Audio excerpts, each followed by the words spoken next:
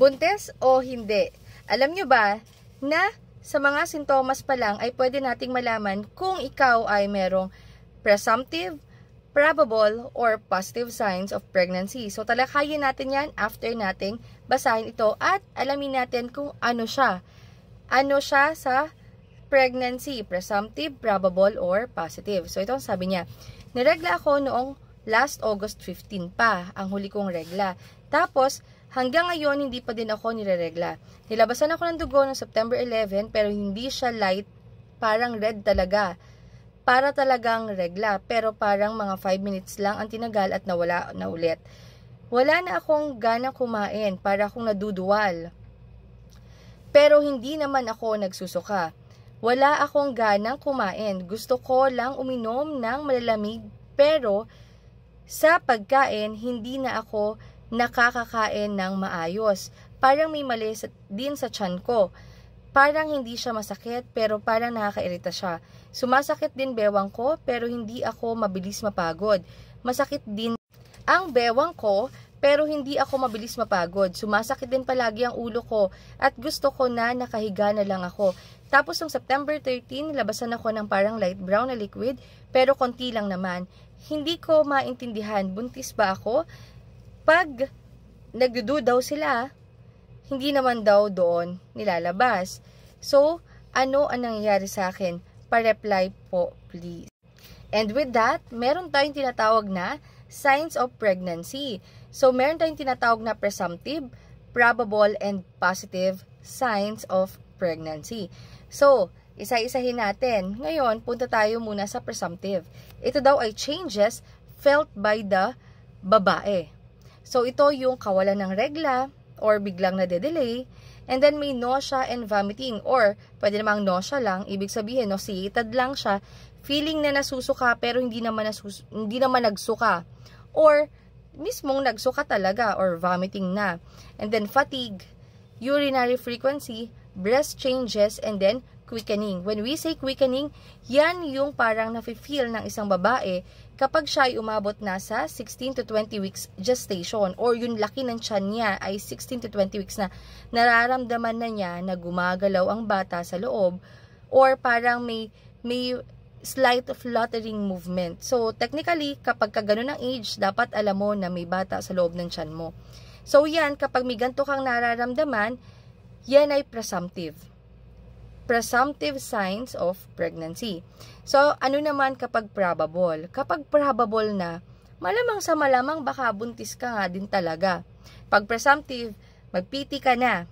Pag probable, may PT ka na positive at meron kang mga signs. No? May additional signs ka. So, ano-ano ito? Goodal sign. Ibig sabihin, lumalambot ang iyong cervix. From ganito yung pakiramdam ng cervix mo, ngayon parang labi na kasi mas lumalambot siya. And then, Chadwick sign, nagiging bluish appearance ang iyong cervix on physical examination ng iyong doktor.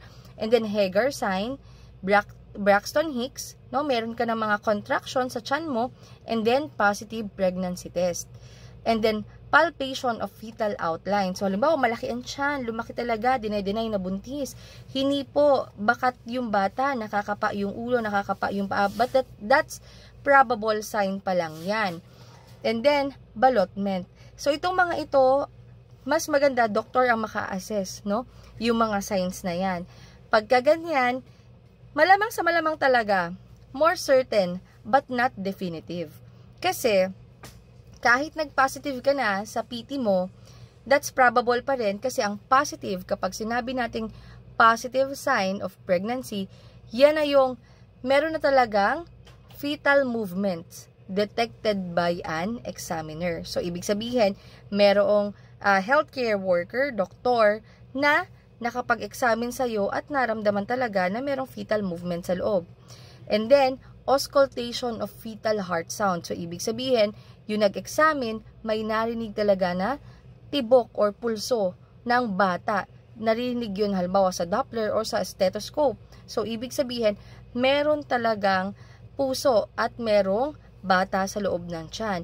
At ang pinaka-importante is the visualization of embryo or fetus. Kaya, mapapansin ninyo, kapag halimbawa darating kayo kay doktor at sasabihin nyo na kayo'y buntis kasi positive ang iyong PT, ang gagawin is to do ultrasound to confirm your pregnancy. Para sure tayo na positive na yan, definitive na, and unmistakable. So, hindi talaga tayo magkakamali na buntis ka kasi once na ma-ultrasound ka, makikita natin doon yung embryo or gestational sac, and then makikita natin eventually yung embryo, and then lalaki siya, makikita natin yung fetus. So, ito yung mga signs ng pregnancy.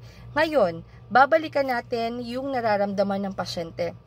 Lahat ng yon papasok sa presumptive sign of pregnancy. Ngayon, what you need to do is to do PT para magiging na siyang probable sign ng pregnancy. And then, kung talagang positive, you go to your doctor para marinig kung marinig yung heart sound kung pwede na, ma-detect yung fetal movement kung pwede na, or ma-visualize man lang yung embryo, or mag-guide ka sa iyong pregnancy kung sakali man. So, sana ay nakatulong, ingat at bawal magkasakit.